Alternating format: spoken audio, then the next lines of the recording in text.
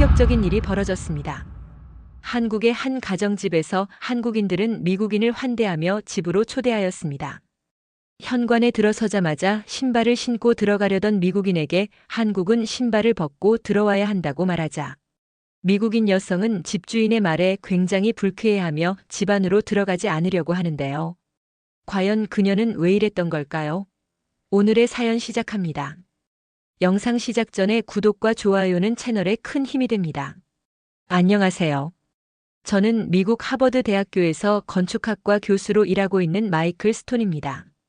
서울대학교에서 1년간 교환 교수로 한국 건축의 현대화 과정을 연구하게 되었어요. 한국행을 결정했을 때 제 마음은 복잡했습니다. 세계 최고 수준의 현대 건축 기술을 보유한 나라에서 연구할 기회라는 기대감도 컸지만 동시에 우려도 적지 않았죠. 문화권에서의 생활이 처음이었고 언어도 전혀 통하지 않는 곳에서 1년을 보내야 한다는 점이 가장 큰 걱정이었습니다. 동료 교수들은 제가 미국의 쾌적한 연구 환경을 두고 왜 먼 나라로 가려 하냐며 만류했지만 저는 오히려 그들의 우려가 제 호기심을 자극했어요. 특히 삼성과 현대 같은 세계적 기업들의 본사가 있는 나라에서 전통과 현대가 어떻게 조화를 이루는지 직접 보고 싶었습니다. 게다가 한국의 급속한 경제 성장 과정에서 건축이 어떤 역할을 했는지도 궁금했죠. 떠나기 전날까지도 설렘과 걱정이 교차했지만 이런 기회가 또 언제 올지 모른다는 생각에 용기를 내어 비행기에 올랐어요. 인천공항에 도착하자마자 제 눈을 사로잡은 것은 거대한 유리 천장과 자연광을 활용한 독특한 건축 설계였습니다. 공항 터미널을 걸으며 한국의 건축 기술력을 실감했고 이런 첨단 건축물이 전통 요소와 어우러져 있다는 점이 흥미로웠어요. 공항에서 서울로 향하는 길에 보이는 고층 빌딩들과 한옥의 조화로운 모습은 제가 알던 도시의 모습과는 달랐죠. 특히 강남 일대의 화려한 고층 건물들 사이로 보이는 전통 사찰의 모습은 한국만의 독특한 도시 풍경을 만들어내고 있었습니다. 한국과의 첫 만남은 충격적이었습니다.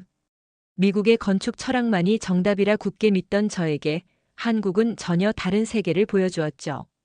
건축 컨퍼런스에서 우연히 만난 한국인 연구자의 발표가 제 관심을 사로잡았는데 그의 설명은 제가 알던 건축의 기준을 완전히 뒤흔들었어요. 서울에 도착한 첫날의 기억은 지금도 선명합니다. 박진우 교수의 집은 강남의 한 고급 아파트 단지에 있었어요. 저녁 7시 약속 시간보다 10분 일찍 도착한 저는 그의 집 초인종을 눌렀습니다. 박 교수가 반갑게 문을 열어주었고 저는 자연스럽게 실내로 들어서려 했죠. 그때였습니다. 교수님, 신발을 벗고 들어오시면 됩니다. 박 교수의 말에 저는 걸음을 멈추었어요. 처음엔 제가 잘못 들었나 싶었지만 현관에 가지런히 놓인 신발들과 박 교수의 맨발이 제 눈에 들어왔습니다. 전문적인 자리에서 신발을 벗는다는 것은 상상도 못했던 일이었죠. 순간 불편한 표정을 감추지 못했습니다. 양말 차림으로 남의 집에 들어간다는 것이 어딘가 예의가 아닌 것 같았고 비위생적으로까지 느껴졌어요. 하지만 박 교수 부부의 정중한 태도와 따뜻한 미소를 보며 마지못해 구두를 벗었습니다. 신발장 옆에는 여러 가지 크기와 색상의 실내화가 정갈하게 놓여 있었습니다. 하지만 박 교수 가족들은 모두 맨발이나 양말 차림이었죠. 저는 당황스러웠지만 그들을 따라 실내화도 신지 않기로 했어요. 양말을 신은 발이 바닥에 닿는 순간 전혀 예상치 못한 반응이 일어났습니다. 차가운 대리석 바닥의 서늘함을 예상했던 저는 발바닥을 통해 전해지는 은은한 온기에 깜짝 놀랐어요. 마치 따뜻한 담요를 밟는 듯한 느낌이었죠. 바닥 전체에서 고르게 퍼져나오는 이 온기는 미국의 어떤 난방 시스템에서도 경험하지 못한 것이었습니다. 집안을 둘러보며 더욱 놀란 것은 실내의 완벽한 청결 상태였어요. 아이들의 장난감이 있는 거실 바닥, 식사 준비가 한창인 주방 바닥, 심지어 화장실 바닥까지 모두 먼지 하나 없이 깨끗했습니다. 양말 바닥이 전혀 더러워지지 않았죠. 미국에서는 실내화나 신발을 신고 생활하는데도 이만큼 청결하지 못했던 것이 떠올라 문화적 편견을 가졌던 제 자신이 부끄러워졌습니다. 특히 인상적이었던 것은 바닥에 앉아 식사하는 공간이었어요. 흰색 면으로 된 방석이 놓인 바닥은 마치 고급 식당의 테이블처럼 깔끔했고 아이들은 그 위에서 뒹굴며 놀고 있었습니다. 신발을 신고 다니는 미국 가정에서는 상상도 할 수 없는 광경이었죠. 박 교수의 집에서 보낸 저녁 시간은 제 고정관념을 흔들어 놓기에 충분했어요. 가족들이 바닥에 앉아 식사하는 모습, 신발 없이도 편안하게 생활하는 모습이 점차 자연스럽게 느껴졌습니다. 특히 어린 자녀들이 바닥을 자유롭게 뒹굴며 노는 모습을 보며 이런 생활 방식이 가져다주는 장점을 이해하기 시작했죠. 따뜻한 바닥에 대한 호기심을 참지 못해 박 교수에게 물어보았습니다. 미국에서는 겨울만 되면 실내에서도 두꺼운 슬리퍼를 신어야 했고 거실에는 반드시 양탄자를 깔아두어야 했기 때문이에요. 추운 날씨에 바닥이 따뜻하다는 것은 제게 신선한 충격이었죠. 박 교수는 이것이 온돌이라는 한국의 전통 난방 방식이라고 설명해 주었습니다. 바닥 아래 설치된 관을 통해 따뜻한 물이 순환하면서 실내 전체를 데운다는 원리였어요. 처음에는 의심스러웠습니다. 바닥만 데워서 어떻게 집 전체가 따뜻할 수 있을까 하는 의문이 들었죠. 하지만 박 교수의 자세한 설명을 들으며 제 생각이 바뀌기 시작했어요. 온기가 아래에서 위로 자연스럽게 올라가면서 실내 공기를 순환시키고 이는 우리 몸의 가장 이상적인 온도 분포를 만든다는 것이었습니다. 미국의 중앙난방처럼 위에서 아래로 더운 공기를 내려보내는 것과는 전혀 다른 방식이었죠. 특히 흥미로웠던 것은 에너지 효율성에 대한 부분이었습니다. 온돌은 적은 에너지로도 오랫동안 따뜻함을 유지할 수 있다는 것이었어요. 이런 시스템이 수천 년 전부터 존재했다는 사실에 놀라움을 금치 못했죠. 그 순간 저는 한국의 난방 시스템에 대해 더 깊이 연구해 보기로 결심했습니다. 다음 날 연구실에서 만난 동료들에게 이 경험을 이야기했더니 그들은 제가 한국 문화의 겉면만 봤다며 웃었어요. 앞으로 더 많은 놀라움이 기다리고 있다는 그들의 말에 한국 건축과 문화에 대한 호기심이 더욱 커졌습니다. 이 호기심을 안고 저는 서울 곳곳을 돌아다니기 시작했습니다. 특히 인상 깊었던 것은 전통 한옥과 현대 건축물이 공존하는 북촌 한옥마을이었어요. 좁은 골목길을 걷다 보니 전통 가옥들 사이로 모던한 카페와 갤러리들이 자연스럽게 어우러져 있었죠. 한국의 건축은 제가 생각했던 것보다 훨씬 더 복잡하고 흥미로웠습니다. 한옥 내부를 둘러볼 기회도 있었어요. 처마 밑으로 스며드는 자연광, 나무와 흙이 만들어내는 자연스러운 통풍, 그리고 마당을 중심으로 한 공간 구성까지. 모든 것이 자연과의 조화를 고려한 과학적 설계였죠. 서양의 건축이 자연을 지배하려 했다면 한국의 건축은 자연과 상생하는 방식을 택했다는 것을 깨달았습니다. 서울대학교 연구실에서의 첫 만남은 불편했습니다. 프랑스의 유명 건축가 필립 라로슈는 처음부터 한국 건축을 폄하하는 발언을 서슴지 않았어요. 그의 눈에 한국은 그저 전통이라는 이름으로 발전을 거부하는 후진국에 불과했던 것이죠. 연구실 휴게실에서 필립이 한국의 건축 방식을 비난하던 날의 일이 생각납니다. 필립은 자신이 설계한 파리의 새 건물 도면을 펼쳐놓은 채 한국의 바닥 난방을 구시대적이라 깎아내렸어요. 파리의 최신 건물에는 자동 온도 조절 장치와 인공지능이 들어간다는 설명이었습니다. 그는 이것이야말로 현대 기술의 정수라며 자부심을 드러냈죠. 에너지의 기본 원리를 보십시오. 필립은 종이에 간단한 그림을 그리며 단호한 태도를 보였습니다. 뜨거운 공기는 자연스럽게 위로 올라가는데 한국의 난방은 이런 자연 법칙을 거스른다는 설명이었어요. 그는 수치를 들며 자신의 주장을 뒷받침했습니다. 바닥부터 데우면 열이 천장까지 도달하는데 더 많은 에너지가 필요하고 이 과정에서 2030%의 열 손실이 발생한다는 거였죠. 천장의 송풍구에서 더운 공기를 내보내는 서양식 난방이 더 효율적이라고 강조했어요. 건물 전체를 데우는 데 걸리는 시간도 문제로 지적했습니다. 바닥 난방은 실내 온도를 높이는데 최소 2시간이 걸리지만 서양식 난방은 30분이면 충분하다는 논리였어요. 연구실 안에서는 프랑스, 독일, 이탈리아 출신 연구원들의 동조하는 목소리가 이어졌습니다. 독일 출신의 연구원은 유럽의 첨단 난방 시스템과 비교하며 한국의 난방은 구식이라 지적했어요. 이탈리아 연구원은 현대 건축에서 바닥 난방이 얼마나 비실용적인지 설명했습니다. 고층 건물에서 이런 방식을 고집하는 것은 시대착 오적이라는 말이었죠. 특히 인상적이었던 것은 프랑스 연구원의 발언이었어요. 그는 자신의 파리 근교 주택에 설치된 최신 난방 시스템을 예로 들며 한국이 여전히 전통이라는 이름으로 발전을 거부하고 있다고 비난했습니다.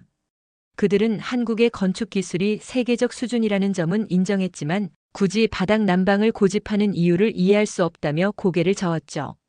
현대화된 난방 기술을 도입하지 않는 것은 시대의 흐름을 거스르는 행위라고 입을 모았습니다. 그들의 대화를 듣는 동안 박 교수님 집에서 느낀 쾌적함이 떠올랐습니다. 겉으로 보이는 것과 실제 경험은 다를 수 있다는 생각이 들었어요. 이런 편견 어린 시선에 맞서 한국 난방의 우수성을 증명해야겠다는 결심이 섰죠. 처음에는 저도 그의 의견에 고개를 끄덕였습니다. 하버드에서 오랫동안 연구해온 제게도 서구식 난방이 당연한 표준이었으니까요. 하지만 박 교수의 집에서 경험한 온돌의 따뜻함이 자꾸 떠올랐습니다. 그 자연스러운 온기는 분명 과학적 원리가 숨어 있는 것 같았어요. 며칠 뒤 필립은 한국의 한 아파트 건설 현장을 방문한 후 더욱 비판적인 태도를 보였습니다. 현대식 건물에 굳이 바닥 난방을 고집하는 것이 이해되지 않는다며 이는 한국의 기술력 부족을 보여주는 증거라고 일축했어요. 하지만 제 생각은 달랐습니다. 오히려 최첨단 건물에서도 전통 방식을 계승하는 모습에서 한국만의 특별함을 발견했어요. 현대 기술로 재해석된 온돌 시스템은 분명 연구할 가치가 있어 보였죠. 필립의 편견 어린 시선이 오히려 저의 연구 의지를 자극했습니다. 그날 저녁 연구실에서 늦게까지 온돌의 원리를 찾아보았어요. 놀랍게도 온돌은 단순한 전통 방식이 아닌 과학적 원리가 깊이 담긴 시스템이었습니다. 열의 대류 현상을 이용한 효율적인 난방 방식이었고 현대의 건축 기술과도 완벽하게 조화를 이루고 있었죠. 서구의 관점으로만 바라보던 제 시선도 점차 변화하기 시작했습니다. 과연 우리가 알고 있던 것이 최선의 방식일까 하는 의문이 들었어요. 이런 의문은 곧 본격적인 연구의 시작점이 되었습니다. 필립의 비난이 오히려 한국 건축의 우수성을 증명할 기회가 된 셈이죠. 필립과의 토론 이후 본격적인 연구를 시작했습니다. 서울의 다양한 건물을 찾아다니며 온돌의 실제 성능을 측정하기로 했어요. 먼저 북촌의 전통 한옥을 방문해 온돌의 기본 구조를 살펴보았죠. 한옥에서 발견한 사실은 놀라웠습니다. 수백 년 전에 만들어진 온돌 구조가 현대 과학의 원리와 일치했어요. 구들장 사이로 열이 전달되는 방식은 마치 현대의 바닥 배관과 비슷했죠. 다음으로 강남의 현대식 아파트를 조사했습니다. 현대화된 온돌 시스템은 더욱 정교했어요. 각 방마다 설치된 온도 조절기로 정확한 온도 제어가 가능했고 보일러의 에너지 사용량도 실시간으로 확인할 수 있었습니다. 한 달 동안 같은 크기의 서구식 중앙난방 건물과 온돌 난방 건물의 에너지 소비량을 비교했어요. 결과는 충격적이었죠.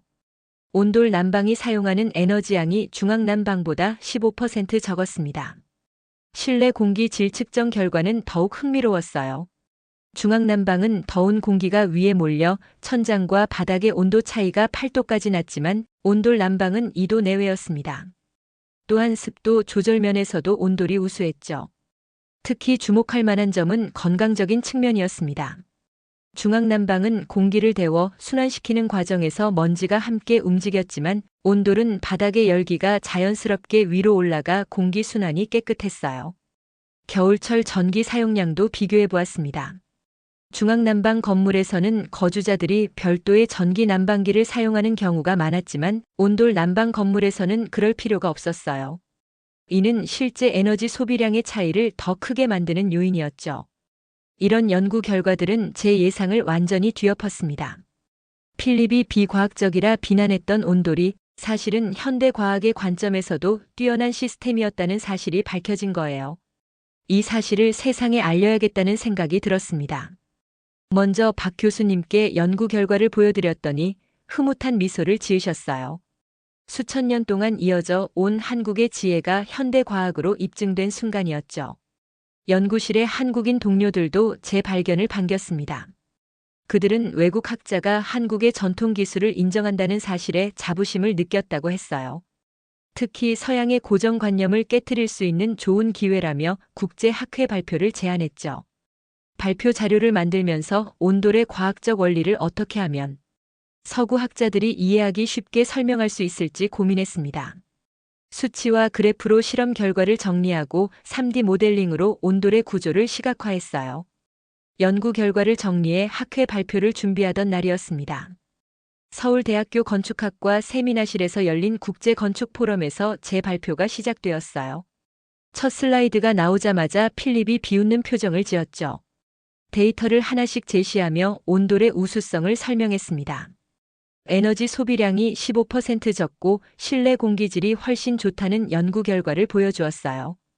특히 천장과 바닥의 온도 차이가 2도 내외라는 점을 강조했죠. 그러나 필립은 발표가 끝나기도 전에 자리에서 일어났습니다.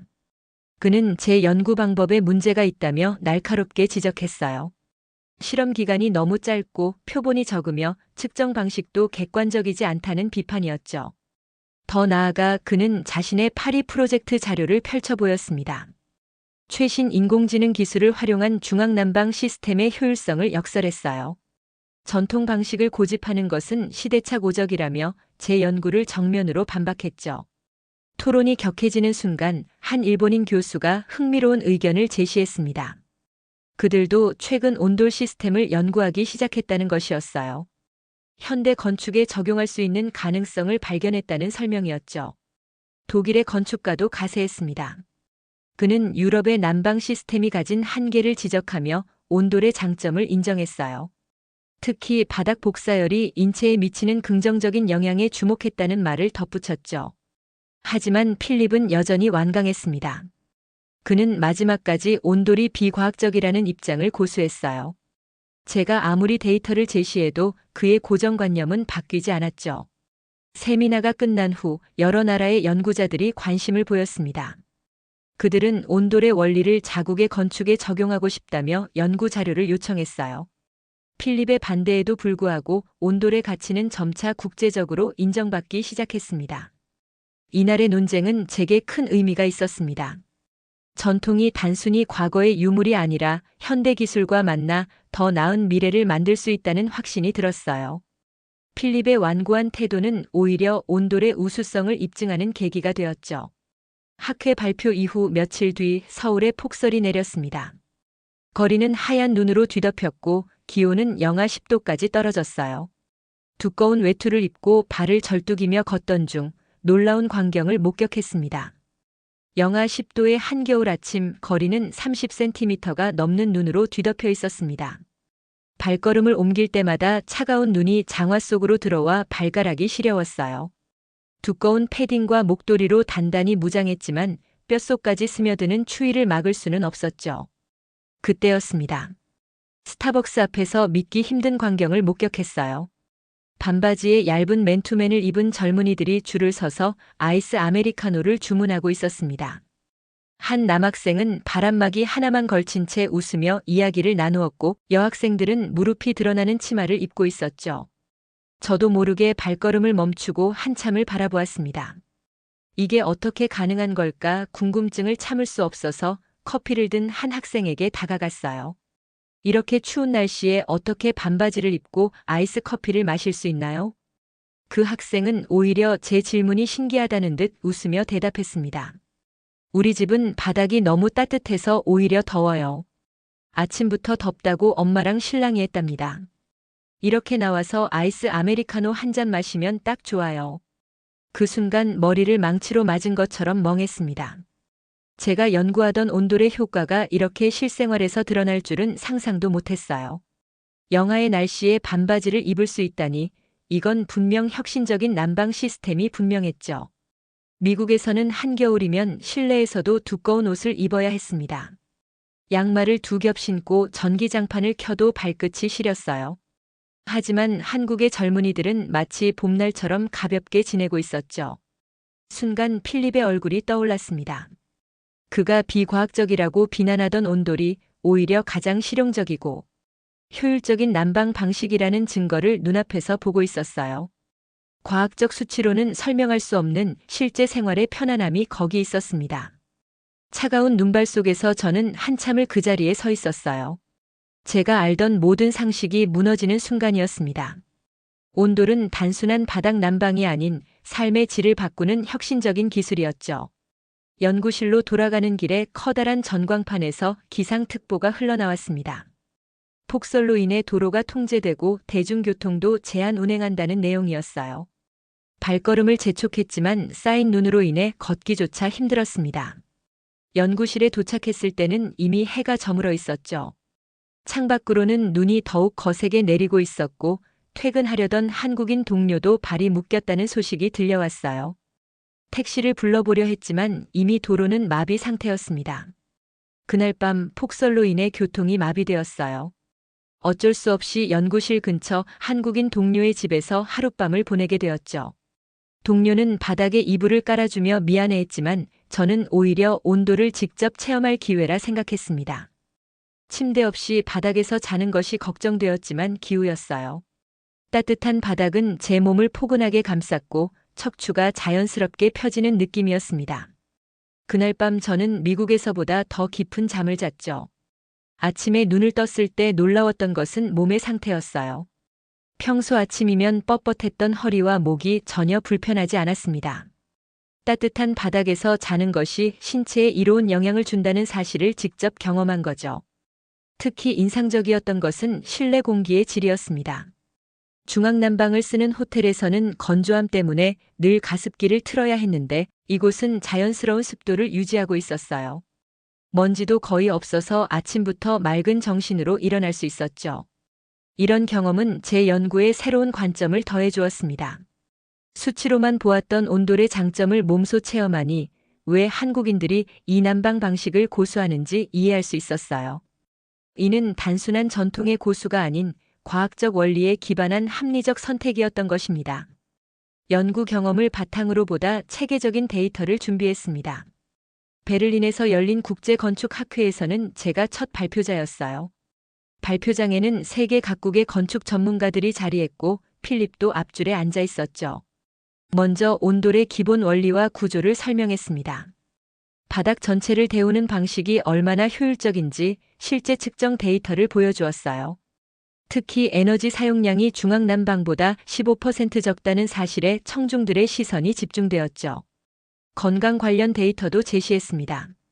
바닥 난방이 척추 건강에 미치는 긍정적 영향, 실내 공기질의 향상, 그리고 적정 습도 유지까지 제가 직접 경험한 내용들이 객관적 수치로 증명되었어요.